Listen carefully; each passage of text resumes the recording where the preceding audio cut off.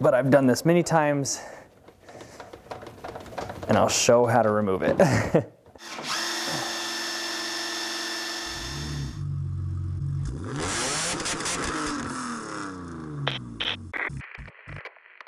Hey everybody, welcome back to Tenza Motorsports. We're going to be doing a real quick video today. This is an issue that I have almost every single time I do an E46, where either the brakes have never been done, which is getting pretty rare now that these cars are starting to get quite a bit older. They've either never been done, or the person who put the rotor screw in the last time put Loctite on it. They've pre-stripped them out. They didn't replace the rotor screw when they had the opportunity, when they had the brakes off the last time. So I've got here one that's in decent condition, and then I've got one that's essentially new. So we are going to be sacrificing this one here. I would probably use this one again if I wasn't doing this video, but it's not a big deal. So what I'm going to be doing is I'm going to be putting this into the hub, and we're going to be stripping that out, and then I'll be showing how I've been removing these the last couple years. After today's video, I will have extracted probably 15 or 16 of these successfully. So let's get this tightened up, messed up, and then extracted. So here's our hub. There is the rotor screw where it goes. And what we're going to be doing is taking a drill with an Allen key attached to the end of it, and we're going to just run this in there.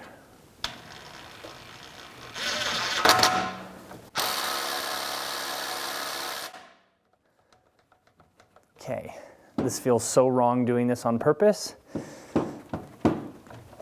but I've done this many times and I'll show how to remove it. Okay, so basically what ends up happening with these is, because this is an Allen key, those will get kind of ruined. In fact, if you look really closely, you can see that this has actually started to get soft and spin on us. So what I'm going to be doing to show that this is completely stripped out, I'm going to spin the inside of that out. So there's no way that a Allen key could get this back out.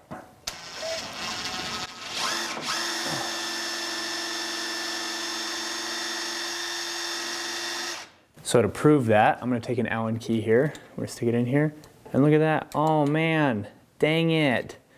My rotor screw is stripped. We'll go up a size, and now it's just too big to fit inside there.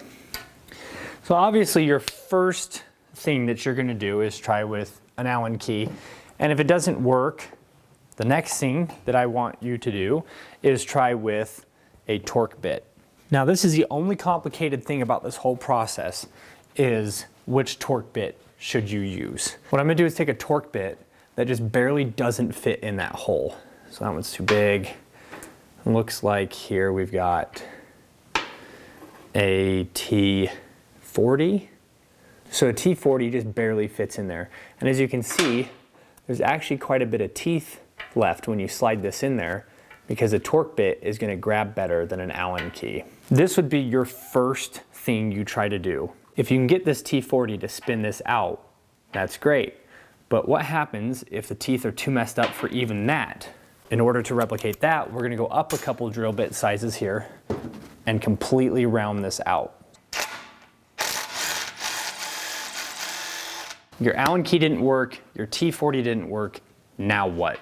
Here's your T40, and now we are just spinning. I'm going to use a T45, so we're just going to go up a size. I'm going to find a drill bit that's just slightly smaller than this. And then what we'll be doing is boring this out so that this just barely doesn't fit inside. You can get a tooth in or two at an angle, but you won't be able to get all of them in head on. You don't want to go too big. If you do, it's not a huge deal, because then you can just bump up to a bigger torque bit. This one's been through the ringer a few times. As you can see, it's a little bit mushroomed here on the end. That's from extracting these. This is the size I'll eventually get to if some of these smaller ones don't work. Then from here, all we're gonna do is line this up straight and hammer it in. And then once this is in there, we should be able to remove this rotor screw. If this doesn't work, if you keep getting bigger and bigger and you can't seem to get this out, you can drill a pilot hole down the middle of it and then try working it from the inside instead of this outer ring here. So you drop down to like something like a T25 or a T27 and run a smaller hole in the middle and then go from there. That's pretty rare. I've only had to do that once, but it is an option if you start to ruin this outer piece here on this rotor screw. I've got a screwdriver here, and what this does is I've got it kind of up at an angle so it locks this in. More than likely, if you put a screwdriver like into the side of the rotor where the fins are and put it on the ground, or maybe even one of those smaller pry bars, you can get the hub to stop spinning when you go to crank on this. So we'll take our torque bit here and we're gonna put it up against the rotor screw, and we're gonna line it up as straight as we can with the rotor screw, and we're gonna pound it in.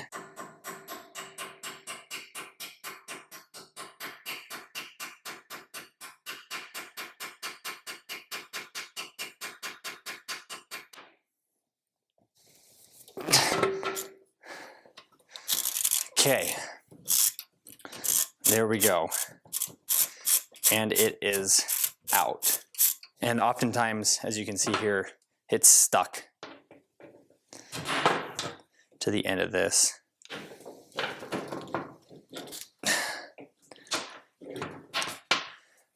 And there you go. I'm sure plenty of you have seen this sight before, and it is not a fun one to deal with.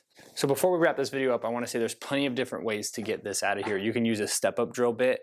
If you do that, make sure you put a pilot hole in here or something to get the bit started. And you can either work from the outside or work from the inside. There's no real way to do this like properly. This is just something that I have done. I have never had this tactic fail on me. I've gotten really close where I had to drill up and drill up and drill up to the point where I was down in this section of the rotor screw. I was down in the threads, and I had a torque bit that was actually starting to poke through where the threads were, and it just barely grabbed it and pulled it out. That was on the E36 death cart that we built a couple years back now. So I hope this helped. If you have any comments or questions, leave them down in the comment section below. Make sure to check us out. Instagram, Tenza_Motorsports. We do giveaways. All you have to do to be part of those is be on our follow list. Thanks so much for watching. I really hope this helped. This is something that I've had to do on almost every single BMW that has rolled through our shop. At least one of these fights me the way this did. In fact, I pulled one of these off of this car originally. This was a leftover one that I decided for you, all of you on YouTube, to sacrifice this rotor screw for. So be thankful, and you all owe me $5.